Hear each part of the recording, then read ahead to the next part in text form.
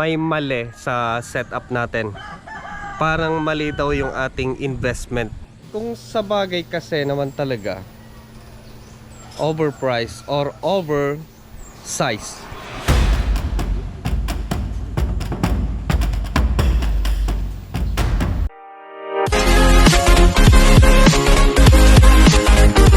Good morning mga bossing, and today, kahit hindi na morning, ay pag-usapan natin yung about sa setup ni Juan Dilasag. Kasi nga daw ay may mali sa setup natin. Parang mali daw yung ating investment. Kung sa bagay kasi naman talaga, overpriced or oversized. Kokonti lang naman yung ating ginagamit. And wala naman tayong sobrang lalaki ng mga appliances. Napakalaking inverter, napakalaking battery, sa kakarampot na load. Kung sa bagay kasi talaga, totoo naman, diba? Hindi siya kumbaga sakto, hindi siya tugma. Mali.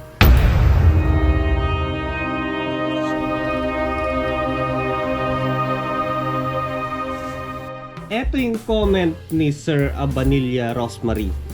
Sabi niya sa atin, Sir, parang mali ang investment mo sa solar kasi nga dapat kapalit na mahal na solar setup ay dapat may nababalik na sa investment mo. Gaya ng pagbaba ng electric bill, nakukuha naman niya 5 pesos nga lang yung binayaran ko nitong last and supposed to be kahit wala pa sana kasi naka off-grid ako. So yung nagagamit, parang binayaran ko lang ay yung pag-welding ko. Then, the same time ay may perks ka dapat nararamdaman gaya ng ref. Nabanggit nyo, wala kayong ref. Sana inuna nyo muna bumili ng ref. Oo nga no. So sige. O nga no, wala akong ref. Okay, so mamaya sasagutin natin yan. Kaysa mag-set up ng solar, ito ay aking opinion. Sa bagay, totoo naman si Sir. Hindi naman natin masisisi kasi yun ang point of view niya. Kasi tingnan nyo mga bossing, ang laki ng setup natin. Tapos wala tayong appliances, wala tayong napundar na appliances. Ano ba yan? Tingnan nyo may power station ako dyan, Blue Yeti pa, 1,800 watts. Then meron pa tayong EcoFlow na power station. Meron pa tayong Thunderbox dito na 500 watts. No maandar na wala siyang sinusuplayan. And meron pa tayo ditong battery ganyan na hindi nagagamit. And meron pa tayo ditong isang setup na gumagana na wala naman. Puno na pala to. Alright, so puno na rin yung isang battery. O nga no, parang sumobra ata yung pagka-addict natin. So eto kasi mga bossing, siguro may mga nag-i-skip ng mga video ni Juan Dilasag. Malamang ngayon lang nanood si Sir. Sa bagay okay lang naman yon, para kahit pa paano malinawan natin. Ang saklap nun mas inuna kong nag-set up ng ganito kaysa yung nagpundar ng susuplayin niya. Ano ba yan? Ito nga naman si Sir, tinamaan ako dun Supposed to be, meron na naman akong bill napantapal sa kanya mga leak dito sa taas. Isisil ko yung kanya mga pagitan. Meron na kasing namumuong mga tulo. So ngayon ay maglalagay ako dito, itatapping ko siya ulit para walang tulo.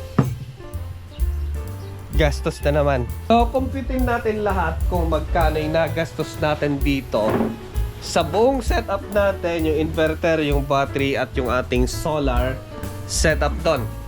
So itong ginagamit ko kasi ay Deye 3.6. Ang model niya guys ay Deye Sans 3.6K-SG04. So yun, ang presyo nito guys ay nasa $650 to $900 USD. So yan guys ay kung kukumpitin natin kasi ngayon for current na exchange, dollar to peso, nasa 59 na. Paldo. So doon na tayo sa pinakamataas kasi nga gano'n naman yan eh. 900 times 59 is equal to 53,000. Eto. Hybrid, on-grid, off-grid. Ayan. So, yun ang presyo niya. Then, itong battery naman ay nasa DEYE SEF16, 16 kilowatt hours. Nasa 95,000. Yan, 95,000. Then sa solar panel natin, ang gamit ko po ay Sunket na 580 watts na bifacial. So walo po siya lahat, naka 2 string. Naka series ito, then naka series doon. Naka 2 string kasi nga 2 string si DEYE. Equivalent kasi ang presyo dito guys, 8,000 yung isa. Times 8, 64,000. Kung idadagdag natin yung mga railings ay sabihin na natin 2,000 yung hanggang doon. Kasi dito sa amin talaga mahal. 2, 4, 6, 8. Ayan. Yung mga clip niya ay DIY ko na lang, under clamps. So kung i-compute natin lahat-lahat, eto sinulat ko dito. Yung ating DEYE na SG04 ay nasa 53,000. Battery na 16 kilowatts ay nasa 95,000. Then solar panel natin 64,000. Plus yung ating mga railings at kung ano-ano pa dyan na sabihin na natin pati yung clips ay nasa 8,000. Plus yung wiring na 5,000. Overall ay nasa 225,000. So kung talagang titingnan natin yung kanyang mga gastos ay malabo talaga kasi nga yung setup ni Juan de Lasag pang middle class talaga. Yung talagang kumpleto ka na sa appliances, may microwave, may ref kang dalawa, then meron kang mga aircon siguro, yung mga inverter type. So malamang ganito yung mga setup na naka-install sa kanila. Pero si Juan de Lasag kasi ay nasa lower class. So kung talagang titingnan mo ay mali. Para tayo nag-aksaya masyado, nag-as yung aksaya. Ganito kasi mga bossing, lilipat-lipat tayo lagay dyan. Ganito kasi mga bossing. Kung titingnan nyo kasi, parang ang laki ng gastos ko. Pero ang katotohanan yan guys, ay hindi ko po gastos yan. Ang pangarap ko lang kasi talaga ay simple lang. Simpleng setup lang. Kaya lang kasi, kaya tayo nagkaroon ng ganyan. Kasi nga, sponsor lang po kay Juan de Lasag yan. Bigay po ni DEYE. Binigay niya yung inverter, binigay niya yung battery. Itong mga solar panel natin, sponsor din po yan. So binigay din lang sa atin. Yung railing na sinasabi ko kanina ay libre po yan, kasabay na po yan nung binigay ng solar. Iyon. Yung ating inverter, lahat na yon, pati yung padala, sa kanila na. Yung battery, ang gastos ko lang doon ay 3K. Yung pag pick up lang sa Maynila, eto talagang wala. Kasi nga ito, talagang binuhat na nila dito hanggang doon sa loob ng bahay. Ayan. Alam nyo guys, ang gastos ko lang dito sa wirings. And then, itong mga poste lang yan. Ano lang naman yan yung gastos ko dyan. Konti lang. So, sabihin na natin siguro 5,000. Yun lang ang gastos ko. Tapos, pagod na lang. So, i-compute mo talaga yon. Kung sa akin kasi, sulit na. Nasulit ko na siya kasi wala akong gastos. Yan, wala. Kaya nga po mga bossing, kung kukumputin natin yung aking return of investment sa gastos ko, kung sakasakali man na ay binili ko lahat-lahat yung mga yan, talagang napakatagal. Kasi nga, konti lang naman yung aking consumption. Wala akong mga appliances na ibibigat. Ayun. So, ang purpose ko lang naman noon, kaya ako nag-set up ng maliit at nagsimula sa mekos-mekos, kagaya ni Pau Pau, para mapunan yung kakulangan ng kuryente dito sa amin. Yung panay brownout, mas matagal yung brownout kaysa may kuryente. So yun yung problema ko noon. Kaya ako nag-set up ng ganyan. Kaya kung ang ang pagbabasehan lang guys ay yung return of investment, makakatipid si Juan sa kuryente. Hindi siguro guys, and hindi ko rin alam kung kailan may babalik yung investment natin dito. Kasi nga mababa lang naman yung consumption namin. Yun lang talaga. Yung brown out noon, yung palaging brown out ang problema ko noon. So yun yung nagtulak sa akin para ituloy ang pagsosolar. Kahit maliit lang. Ayan, talagang pagtsatsagaan, mag-iipon, kung wala man pera, talagang pursigido. So yun yung siguro nakita ni Day sa akin na yung gamit ko noon ay talagang sira-sira, madaling masira, problematic. So yan, pinadala sa atin yung 2 unit.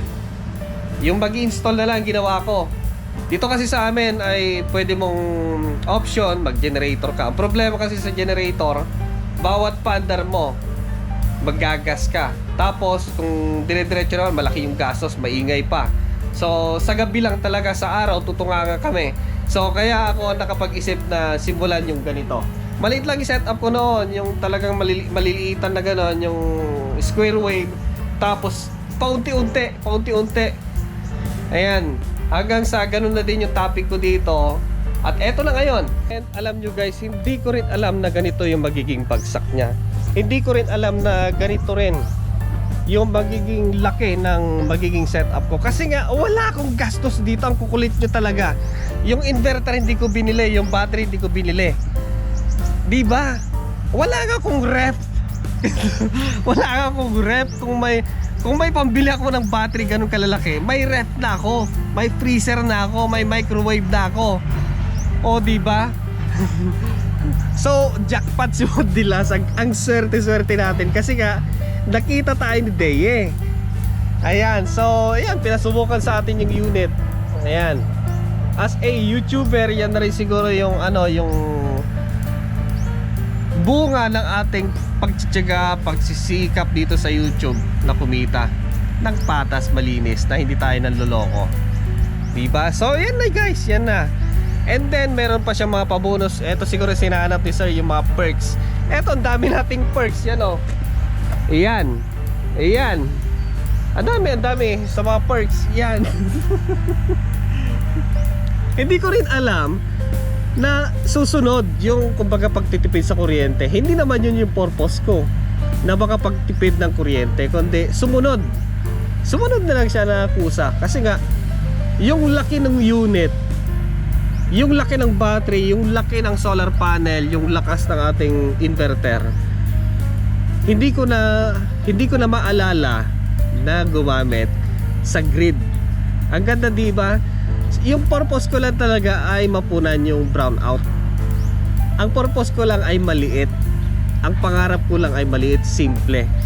Kasi nga sabi ko na siguro sa inyo, sabi ko na paulit-ulit, kung may pambili ako niyan, meron na rin ako yung mga appliances na ganon.